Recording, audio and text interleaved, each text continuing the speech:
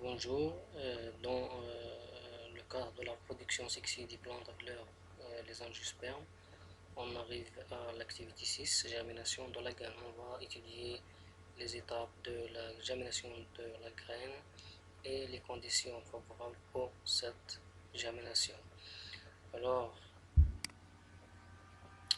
on va commencer par une observation des différents types de graines chez les angiospermes, comme vous voyez ici. Alors, à partir de ces images, déterminer ou bien comparer les différents types de graines et déterminer leur structure. Alors, le premier exemple, les grains de maïs sont des grains monocotylédons, c'est-à-dire la graine constituée d'une sulle partée, c'est-à-dire la graine de maïs ne peut pas diviser en deux parties identiques, seulement une seule partie appelée cotylédon, monocotylédon. Exemple, graines d'haricots. Ce sont des graines dicotylédons, c'est-à-dire la graine peut se diviser en deux parties identiques appelées cotylédons. Donc il y a deux, c'est-à-dire dicotylédons. Tous les deux, ces graines sont des graines avec albumine. Un autre exemple, le ricin, graines dicotylédons mais sans albumine.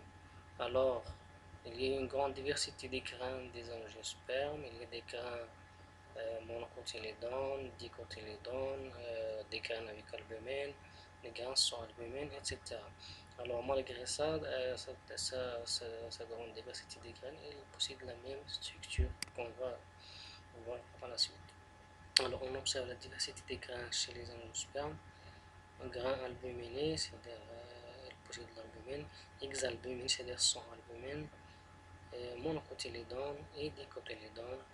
Alors, malgré cette grande diversité des graines, elles possèdent la même structure. Pour déterminer la structure de la graine, on réalise la dissection d'une graine chez les angiospermes. On prend par exemple la graine d'haricot. Selon les étapes suivantes, on prend une graine trempée dans l'eau plusieurs heures. À l'aide d'une pince, on enlève, c'est-à-dire on détache le tigum, c'est-à-dire les enveloppes qui entourent la graine. On sépare soigneusement les deux parties de la graine, c'est-à-dire les deux cotylédons de la graine. On observe une plantule constituée de tiges, racines et feuilles.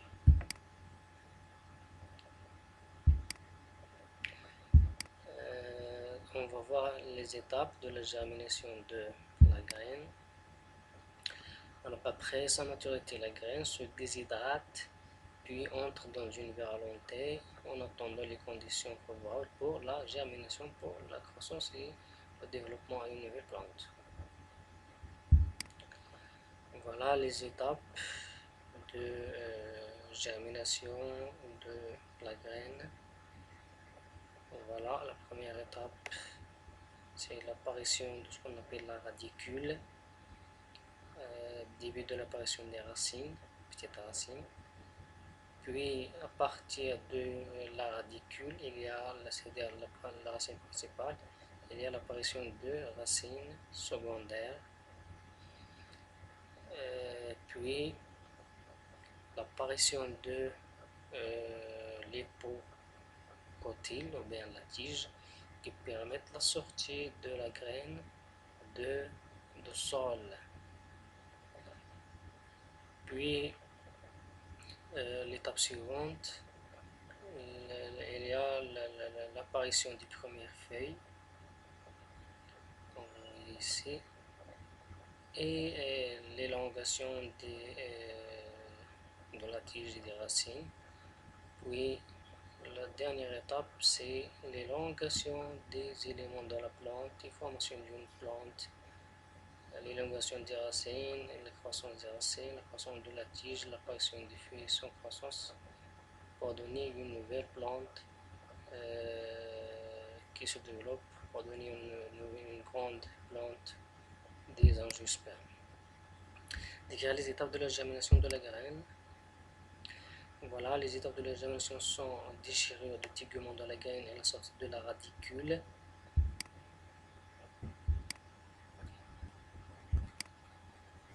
Les étapes de la germination de la graine suite.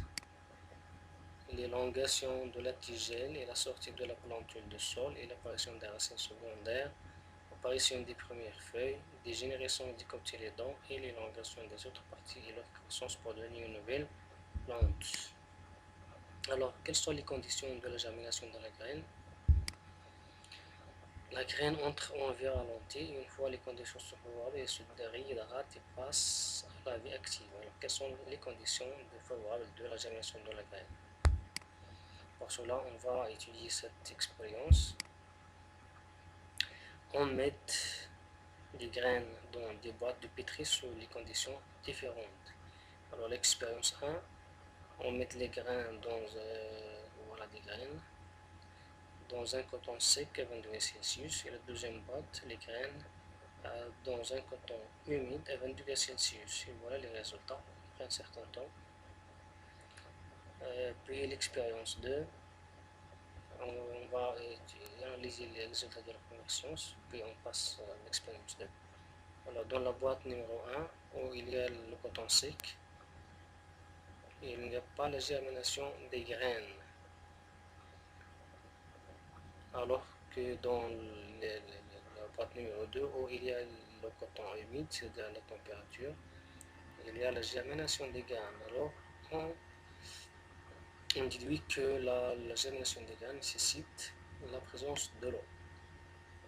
Deuxième expérience, on met les grains dans une boîte à coton humide, mais la température est faible, 4 degrés Celsius. Et dans la deuxième boîte, le coton humide, mais la température est 20 degrés Celsius. Alors, et dans la boîte de la température 4 degrés Celsius, il n'y a pas la germination des graines, alors que dans la boîte numéro 2, où la température est 20 degrés Celsius, il y a la germination. Donc, la germination des graines, c'est aussi une température favorable, qui n'est pas très faible et n'est pas très élevée. Alors, la germination des graines nécessite la présence de l'eau, l'humidité, la température favorable, etc. Pardon. La germination des graines nécessite la présence de l'eau, température et oxygène, qui active la respiration de l'hydrolyse des réserves nutritives pour produire l'énergie nécessaire à la croissance d'une jeune plantule en une nouvelle plante adulte. Voilà le cycle de développement. Le cycle de vie ou bien le cycle de développement est la période de temps pendant laquelle se déroule la vie complète d'un organisme vivant par la production. Il se caractérise par l'alternance de deux phases haploïdes et diploïdes et de génération sporophyte et gamétophyte, délimitées par deux phénomènes, la fécondation et la méiose. Pour représenter un cycle de développement, on utilise les signes conçus suivantes. Voilà le symbole de l'œuf au zygote, le méiose, le gamétospore, fécondation, phase haploïde et phase diploïde. Alors, on distingue trois types de cycles de vie selon la dominance des phases haploïdes et diploïdes. Cycle haplophasique. La méiose provient juste après la fécondation. Seul l'œuf est à deuxième. L'œuf seulement qui est diploïde. Cycle diplophasique, la fécondation provient juste après la méiose. Seuls les gamètes sont haploïdes.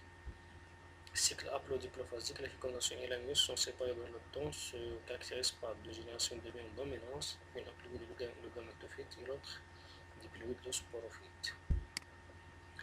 Alors, on va étudier la structure de développement chez les angiospermes, voilà. Et on présente le style de développement des angiospermes sous forme d'un schéma simplifié et des dimensions types. Voilà, on a dit que les angiospermes sont des plantes à fleurs qui représentent les organes reproducteurs. Et il y a des organes reproducteurs qui sont des étamines, qui produisent des graines de pollen. Après la méiose, voilà. Et l'organe reproducteur femelle, qui sont des pistils.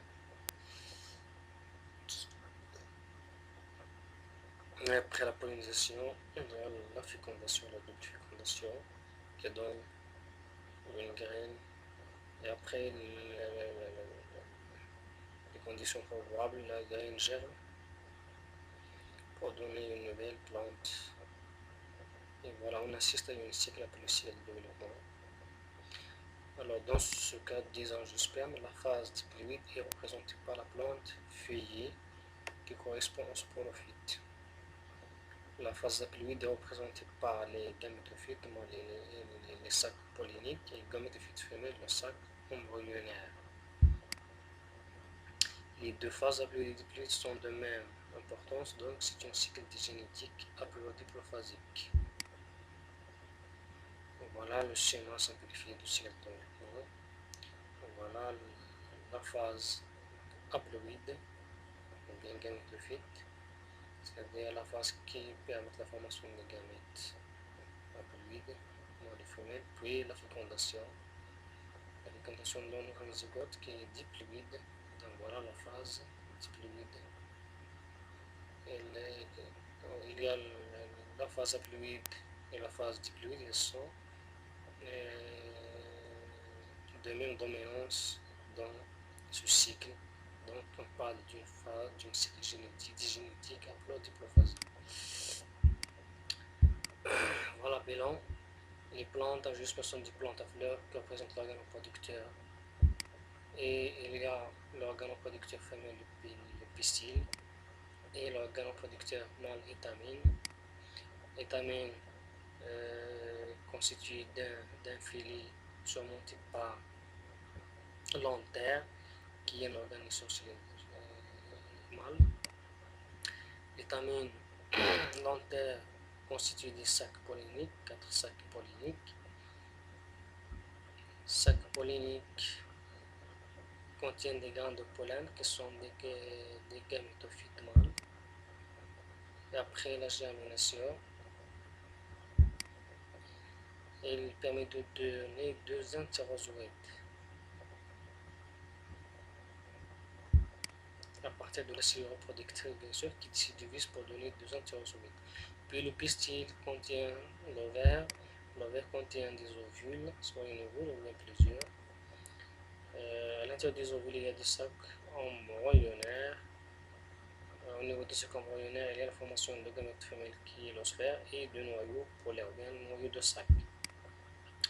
Alors, les 2 entérozoïdes, l'un des entérozoïdes s'unit avec l'osphère pour donner l'œuf principal, et le deuxième entérozoïde s'unit avec les 2 noyaux polaires de sac pour donner l'œuf accessoire.